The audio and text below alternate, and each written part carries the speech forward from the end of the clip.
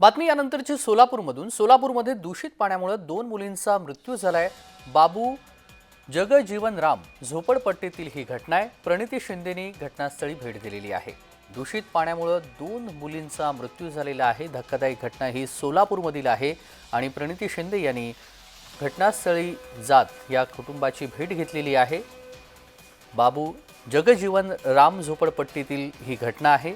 दूषित पाण्यामुळे 2 मुलींनी आपला जीव गमावलेला आहे।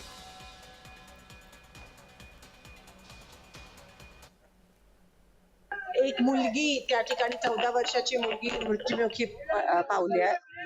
सोलापुरात काही दिवसापासून घाण पाणी येत आहे। गोरगरीब मरतायत। झोपडपट्टी असतील, गावं असतील, तिकडे लोकांना प्यायला पाणी नाही। जे पाणी आहे ते पण घाण पाणी आहे। 8-8 दिवस साठा करून ते पाणी पितायत आणि आज हा दिवस आपल्याला बघायला मिळतो। काय चाललंय? काय भूमिका असणार आहे ताई? आणि तुम्हाला बाकीच्या गोष्टी फक्त दंगली सुचतायत, त्या ठिकाणी राजकारण सुचतं। हे जे सामान्य लोकांचे प्रश्न आहेत त्याच्याकडे कोणी वळून बघत नाही। धिक्कार, मी निषेध करते मुख्यमंत्र्यांचा, उपमुख्यमंत्र्यांचा आणि प्रशासनाचा मी या ठिकाणी धिक्कार